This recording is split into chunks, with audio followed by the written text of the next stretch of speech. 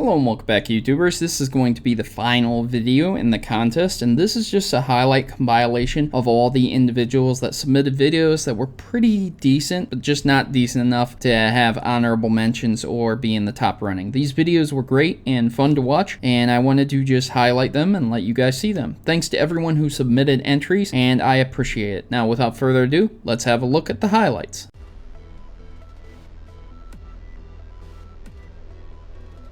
Welcome to Pokemon Conspiracies, a place where we delve into the hidden and mysterious storylines scattered throughout the Pokemon universe.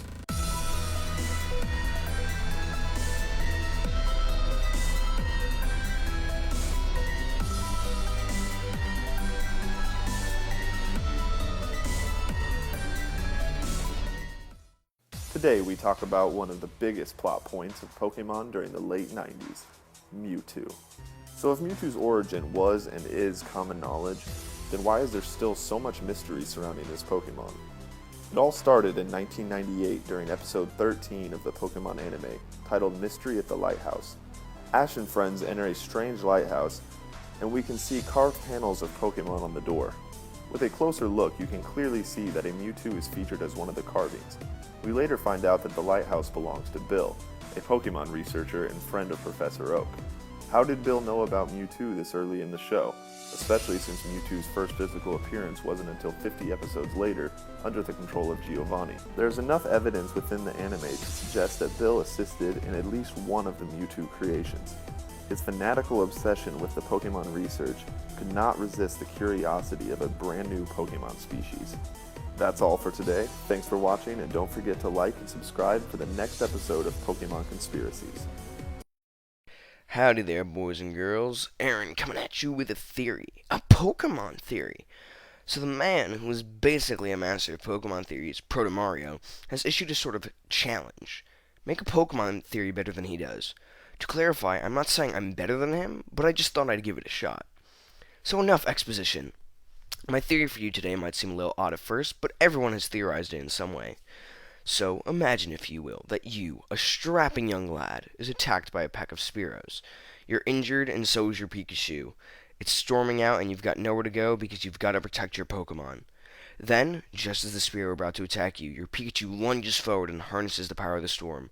An enormous lightning bolt comes down and engulfs everything around it, including you. Suddenly, you wake up, healed and alright.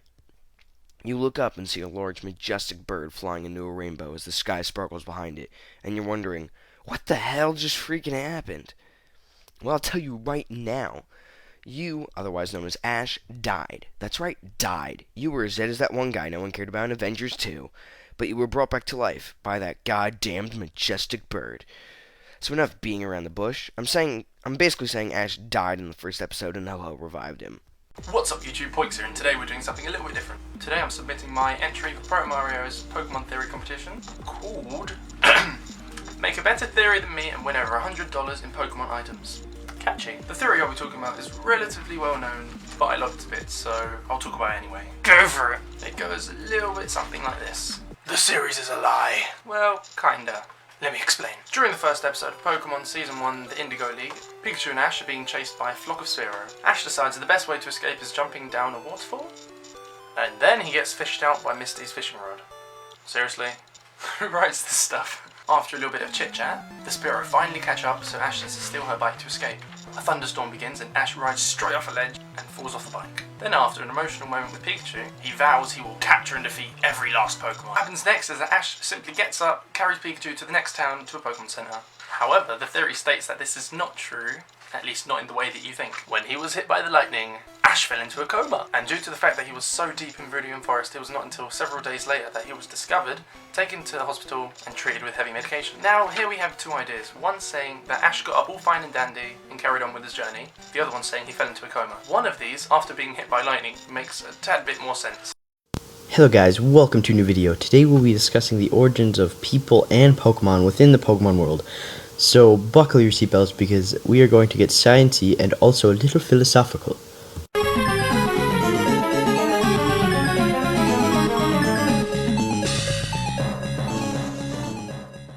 So we all know that in Pokemon lore, Arceus created the universe. What I think nobody ever really thinks about is where Arceus lives. Like, where does he stay the night? In an unreleased event for Pokemon Diamond and Pearl, if you use an item called the Azure Flute, a staircase appears out of thin air.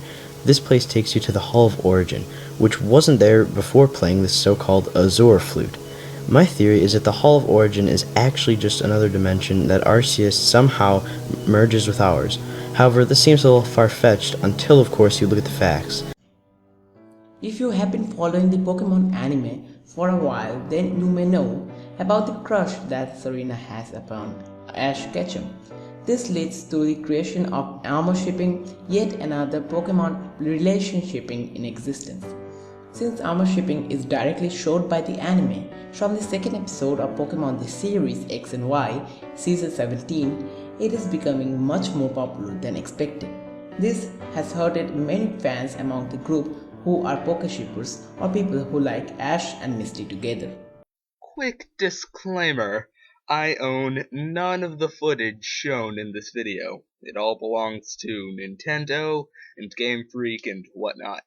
You think you know how Lance became the champion of the Pokemon League, but what if I told you that everything you know is wrong about Lance becoming champion?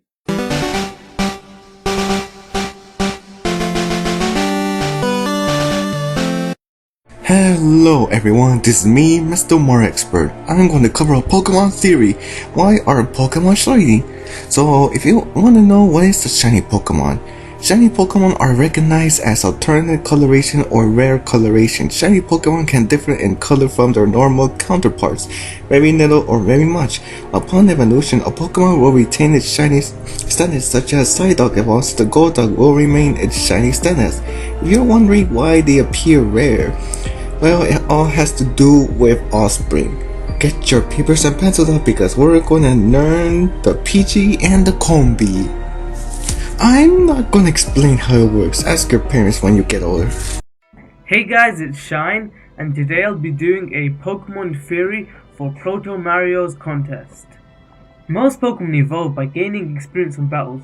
Some evolve when a high enough friendship level is reached, and some evolve when you present them with an evolutionary stone, but only a few Pokemon evolve when you trade them. In my opinion, this is extremely odd. I'll start this episode off with a little story. When I was a kid, I was playing Pokemon Fire Red, and I ran into a majestic beast inside the Safari Zone. It was a Pokemon called Cypher. Green was one of my favorite colors at the time, and his sword-like claws were just simply epic. I was in love with this Pokemon. First thing I did was catch it, and then I trained it. I spent hours with it. It was one of my go-to Pokemon in my party.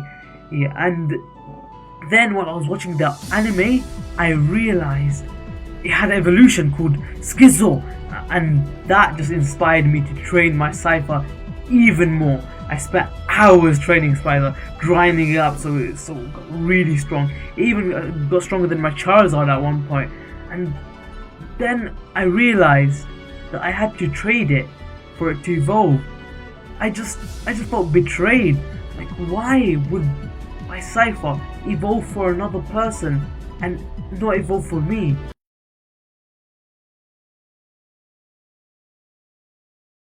Please note that in all my videos, if I use images from Google, that I do not own any of those images, and all images obtained from Google are owned by their respective owners and copyrights. So please remember this when watching my Pokemon theories.